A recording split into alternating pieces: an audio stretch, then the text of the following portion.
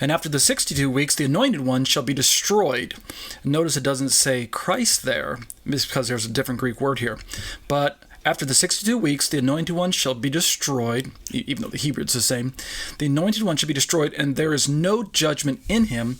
And he shall destroy the city and the sanctuary with the prince that is coming. They shall be cut off with a flood, and to the end of the war, which is rapidly completed, he shall appoint the city to desolations. And then the final verse, skipping past all the Hebrew and the Greek, verse 27, and 1 week shall establish the covenant with many, and in the midst of the week my sacrifice and drink offerings shall be taken away. Notice it says my. Again, this is the Greek translation, Greek text with an English translation. My sacrifice and drink offerings shall be taken away, and on the temple shall be the abomination of desolations, and at the end of time an end shall be put to the desolation. Okay, so that's another reading, and we'll get to it in time. I'm just kind of alerting you to, for now, that depending on how you translate the verses, you're going to end up with something that seems more preterist versus something that seems more futurist. Let's jump over to the Latin. I'm not going to read the Latin. I can't read Latin. I probably could estimate what it sounds like, but I don't think my vowel sounds would be right. But I'm more interested in the English translation from the Latin. Remember, the Latin version was actually the final version that was in use by the church for a good 1,000 years, even before English came around, right? The 1611 KJV or anything like that that were very authoritative. So for the longest time, the versions of the Bible that were more widely used were the original Greek and the Latin translations, the Latin Vulgate. So this is a translation from the Latin over into English, and it allows for some slightly different wording for us. Starting in verse 24, 70 weeks are shortened upon thy people.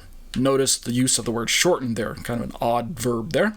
70 weeks are shortened upon thy people, and upon thy holy city, that transgression may be finished, and sin may have an end, and iniquity may be abolished, and everlasting justice may be brought, and vision and prophecy may be fulfilled, and the saint of saints may be appointed. Next verse. Know thou therefore, verse 25, know thou therefore and take notice that from the going forth of the word to build up Jerusalem again unto Christ the Prince, there shall be 7 weeks and 62 weeks, and the street shall be built again, and the walls in straightness of times. Verse 26. And after 62 weeks Christ shall be slain, and the people that shall deny him shall not be his, and a people with their leader that shall come shall destroy the city and the sanctuary, and the end thereof shall be waste, and after the end of the war the appointed desolation. And the final verse, and he shall confirm the covenant with many in 1 week, and in the half of the week the victim and the sacrifice shall fail, and there shall be in the temple the abomination of desolation, and the desolation shall continue even to the consummation and to the end. And so that's another translation that's very helpful, the Latin translation. One more translation, then we'll jump into the commentary. This is your average Jewish translation, a very well, reliable, trustworthy Jewish publication, JPS 1917 100-year-old translation. Here's what it reads. There's language in here that suggests a preterist understanding, and you wouldn't know it unless you were looking at the punctuations very carefully. They're still working from the same Hebrew sources. Remember, Hebrew doesn't have punctuation. That's why we have differences in interpretation. 70 weeks are decreed upon thy people and upon thy holy city to finish the transgression and to make an end of sin and to forgive iniquity and to bring in everlasting righteousness and to seal vision and prophet and to anoint the most holy place. Verse 25, know therefore and discern that from the going forth of the word to restore and to build Jerusalem unto one anointed a prince shall be 7 weeks, and for 62 weeks it shall be built again with broad place and moat, but in troublous times. Verse 26, and after the 62 weeks shall an anointed one be cut off and be no more. And the people of a prince that shall come shall destroy the city and the sanctuary, but his end shall be with a flood, and unto the end of the war desolations are determined. And the final verse, verse 27, and he shall make a firm covenant with many for 1 week, and for half of the week he shall cause the sacrifice and the offerings to cease, and upon the wing of detestable things shall be that which causeth appalment, and that until the extermination wholly determined be poured out upon that which causeth appalment. There is an interesting translation that's put together by Chabad.org that uses the word dumb one or something like that in this verse. Is pretty interesting. We might get to that in time. Okay, so we've looked at a few different translations, and why is that relevant for us today? It's because, I'll go ahead and tip my hand to you right up front, so in case you're wondering why, Ariel, right, did you take the time to read those different versions? Zeroing on verse 25, this particular version, this Jewish translation, says, "Know there and discern that from going forth of the word to restore and to build Jerusalem unto one anointed, a prince, shall be 7 weeks, semicolon." You see that semicolon after the word weeks there, and then the next clause reads, "And for 62 weeks it shall be built again, comma, with broad place and moat, comma, but in difficult times." Because of that semicolon and because of the way the Jewish interpreters understood the time frames, remember, we're talking about 7 weeks and then 62 weeks and then 7 weeks, right? Show the chart again in case you forgot already. 7 weeks, 62 weeks, and then 1 weeks. Because of the breakdown that Daniel himself gives us, according to the Jewish understanding of things, something happens in 7 weeks, and then there's a break. Something happens in 62 weeks, and then there's a break, and then something happens after 1 week. And although Christian commentators agree with the breakdown, they disagree with exactly what happens after the end of the 7-week period and after what happens after the 62-week period. According to Christian translations, let me just show this to you, right? This is the NASB. In verse 25 of most Christian translations, you'll see that it says, "So you are to know and discern that from the issuing of a decree to restore and rebuild Jerusalem unto Messiah the Prince, there will be 7 weeks and 62 weeks, semicolon." In the standard Christian understanding, the semicolon takes place after the 62 weeks. Do you see it there? However, in your Jewish translations, the semicolon takes place after the 7 weeks. Now, why is that significant? Because according to the Christian translation, the events about the anointed one, Prince coming and showing up and things like that, allows for this Messiah, this anointed one, to be Jesus, who shows up after the 483 years, not after the first 49 years. Yet, according to Jewish translations, which projects Jesus as that candidate, they're not going to put Jesus as that anointed one who shows up after 483 years. They're going to break the time frames up so that they have 3 different anointed ones that are in this prophecy. We have one who is perhaps maybe anointed ruler, such as Ezra or Nehemiah or someone after the 7-week time period. Then we have a second one who might be the maybe Vespasian or some first century ruler, Titus, or maybe Nero or Herod, or some anointed ruler, some king that lived in the first century or something like that, but definitely not Jesus. Remember, kings and prophets are also anointed ones in the Hebrew, and that's why the Jewish translation opts for this particular translation. And then later on in verse 27 of Daniel, it talks about this coming one, the prince who's to come, this ruler. They look at this as maybe one of the Roman emperors who destroyed the temple in 70 AD, or nevertheless, he's a messianic figure. But so there are some important differences based on the punctuation from the original Hebrew, which had none, into a modern English translation, which uses punctuation and things like that. So Christians read things a little differently. I wanted you guys to be aware of that. Let's jump over to the commentary parts. We're picking up this commentary from Joel Richardson, right? He's a Christian writer, and he writes from a futurist perspective like I do. He has some differences with the way he describes the book of Revelation and Daniel, from my understanding, but for the most part, I'm using his material because I believe it is extremely helpful, and I find it to be quite accurate as far as my own interpretation goes. Last week, we left off with a survey of the primary interpretive perspectives, and that's why I prepped you using the different translations just a moment ago. There's the Jewish view, which has the Messiah, the Prince, being interpreted in a non-messianic manner, meaning he's either some ruler, or he's either some prophet, or maybe some king who's ruling, but he's definitely not the Messiah that we know as Jesus Christ.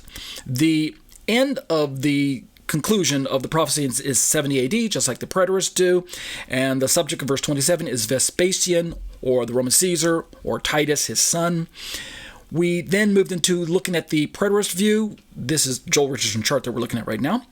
The Preterist View has the Messiah, the Prince, is interpreted as Messianic, meaning he's the Christ. He's the same Jesus figure that we Christians interpret. Remember, Preterists are Christians. They're not rabbinic Jews. But the similarities, as I noticed, between the Preterist View and the rabbinic Jewish position is eerily, it's scary. I mean, it's scary, right? They're very, very similar, other than that the Messiah, the Prince, is a different person. But the terminus ad quem, the ending of the prophecy, is the same between Judaism and the Preterist, i.e. 70 AD. The subject of verse 27 is either Jesus, Vespasian, or Titus. Notice they're all identical between the Preterist and the traditional rabbinic Jewish perspective. However, we now have the Millennialist perspective view, which I do not hold to. This is a perspective that's held by many in the Orthodox types of denominations today, such as Catholicism, Lutheranism, Greek Orthodoxy. Many in Presbyterians hold to the Millennialist view, which, as you can hear in the name, they don't believe in a literal 1,000-year kingdom known as the millennium to be established. Instead, there's this sort of spiritual kingdom that we're living in now since Christ inaugurated in the first century, began in the first century, and there's the atonement. Let me just put something on the screen for you a little bit. There's no need for Israel to be dwelling in her land, no need for God to have these literal interest in Israel anymore, bringing her back into the land. There's no need for physical rapture per se of the church. There's no need for a literal tribulation period, 7 years and things like that. Satan has already been bound, and he will be released sometime in the future and wage war, bring on the battle of Armageddon, like we read about in Revelation chapter 20. But other than that, right now, Satan is bound somehow with the Millennialist View. The term Messiah the Prince is not determined. It is interpreted as Jesus, just like in Millennialism, which is largely Christian, of course. However, the weeks are often understood in a non-literal manner, right? There's not really 70 weeks. There's not really 490 years. All of that is just symbolic, like, how God uses the number by 7 in the Bible to indicate some sort of spiritual reality, but it doesn't necessarily have to be a literal 7-year or 70 weeks or any of that. All of it's non-literal. 70 weeks are symbolics. The terminus ad quem, which is the ending, is as opposed to the terminus quo, which is the beginning. The terminus ad quem is either 70 AD or the return of Jesus in the future, so they can go either one. Has some kind of similarities to the Preterist view in this respect. The subject of verse 27 is either Christ or Titus, and the views that you can see, Clement of Alexandria, Origen, or Augustine. I did read these last week, but I didn't read this part. Although the prophecy of the 70 weeks was fulfilled at Christ's first advent, therefore it is not to be expected that the events will occur again at the second advent. Notice the decidedly preterist sounding language here. Look at John Calvin. Without the slightest doubt, this prophecy was fulfilled when the city was captured and overthrown and the temple utterly destroyed by Titus, the son of Vespasian. Notice again, Calvin is decidedly using a preterist-sounding view here. And then we have other teachers that hold to the Millennialist view. We've got Keel, we've got Leupold, we've got Young, and then we have Baldwin. And then lastly, we have the Premillennialist view. We'll go through some of this quickly because I want to jump into Pastor David Guzik's commentary tonight. The Premillennialist view, which I myself hold to along with many classical dispensationalists. I myself am not a dispensationalist, but I believe that the premillennial view is the most accurate. In the premillennial view, which we do believe in a literal 1,000 years, we also believe that the rapture and the second coming will precede the millennium. That's why we say pre-millennium. Remember, the rapture and the second coming are really two separate events. The rapture is the snatching away, where we believers go up, and the second coming is where we come back, where we come down with Christ back down to earth. In the premillennial view, the term Messiah the Prince is interpreted as messianic, so it's a Christian view, as opposed to the standard rabbinic view up earlier, the Jewish view, where the Messiah, the Prince, is not Christ. In that sense, it's messianic. The terminus ad quem, the ending point, is the future return of Christ. That's the end of Daniel's 490 years. The final ending of it is basically the ushering in of the millennial kingdom. In other words, when Daniel starts interpreting and speaking these prophetic words, Daniel chapter 9, verses 24 through 27, and when he finishes in verse 27, basically the ending point of the prophecy is the ushering in of the kingdom of God. That's what I mean by the terminus ad quem, the future return of Christ. The subject of verse 27 is Antichrist, not Vespasian, not Titus, not someone like that.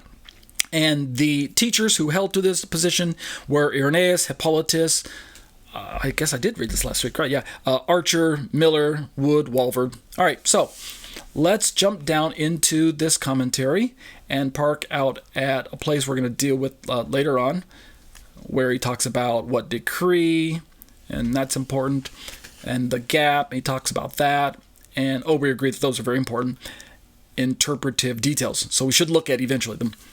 But let's turn now to Pastor David Guzik's Bible commentary, which is available on his website at enduringword.com. I can endorse this very highly, and I do, and I recommend everyone to go take a look at it. I like the format, its ease of understanding, and I agree with most of his theology, although Pastor David Guzik doesn't hold to what we might consider the Hebraic perspective, where he believes that the law is still relevant. He also doesn't hold to a pre-wrath like I do. I believe he's a pre-tribber. But nevertheless, most of the timeline is accurate according to my understanding. This is the prophecy of the 70 weeks. 70 weeks are determined for the Jews in Jerusalem. Let's read Pastor Guzik's works here. Now, this is Daniel chapter 9, only the 4 verses, 24, 25, 26, 27. 70 weeks are determined. You see the bold blue there. That's the quote from the scriptures, and then we read afterwards are his comments. There's almost universal agreement among Bible scholars and commentators that this refers to 70 sets of 7 years or weeks of years. Again, how do we know this? And how do we know that the word week, the word for Shavuot? Let me just show this to you real quick. In case some people are still a little fuzzy about this. In the Hebrew, just the first clause from verse 24, let me see. Shavuim, Shivim, Nechtach al Amcha v'al Ir Kadshika. Okay, 70. Let me just show you the first 2 words here. Probably good enough. The first 2 words in Hebrew, Shivim, Shavuim, Shivim, 77s, or 77s totaling 70. The word for weeks is the very first word, or sevens, and the 7 words, reading from right to left, is the word 70. So weeks of 70, or 70 weeks, is how we kind of smooth it out in English. We swap the 2 words around, right? The syntax gets swapped around, the word order. And if you notice, if you're keen on looking at Hebrew, you'll notice the little dots and dashes, the little symbols underneath and above the letters, the consonants themselves. If you notice, if you took those out, then the 2 words would look identical. They have the same consonants in the Hebrew if you strip away all the little vowel markings which are added by the Masoretic tradition a little later on anyway, which means that the context tells us what these words mean, not necessarily the words themselves. So we already know from reading the other parts of the Bible that the word for 7 and the word for 70 often are used in conjunction to mark off what we might call the Jubilee years or the Shemitah year. The Shemitah year is this idea of 7 years, right? 1 year equals 1 year equals 1 year, and then 7 of them equals 7. If we get 7 of them all together, then it's 49 years, where we have the Jubilee itself. So that's the Shemitah. I'm sorry, that's not the Shemitah, that's the Jubilee, 7 times 7 leading up to 49. But every 7 years, 1, 2, 3, 4, 5, 6, 7, every 7th year, God commanded Israel to observe what is called a Shemitah year, every 7th year, which is a letting of the land lie fallow, let the land rest from sowing any crops and plowing, and don't work the land too hard. Let it rest for a year. Work it for 6 years, and then on the 7th year, it's a Sabbath rest for the land, so it lies fallow so that the crops can take a break, right? The land can take a break, take a Sabbath year from sowing and all that stuff on that 7th year, and then you start again on the 8th year. So every 7th year is a Shemitah, right? You can read about this in parts of the Torah, the book of Leviticus, etc., etc. I won't get too technical right now, but germane to our study, however, is that is A, Daniel was a Hebrew, so he would have been familiar with the Shemitah cycle of 7 years, as well as the Jovel Jubilee cycle of 50 years, every 7th year and then every 49th year, and the 50th year, which is Jubilee. He would have been familiar with all of that.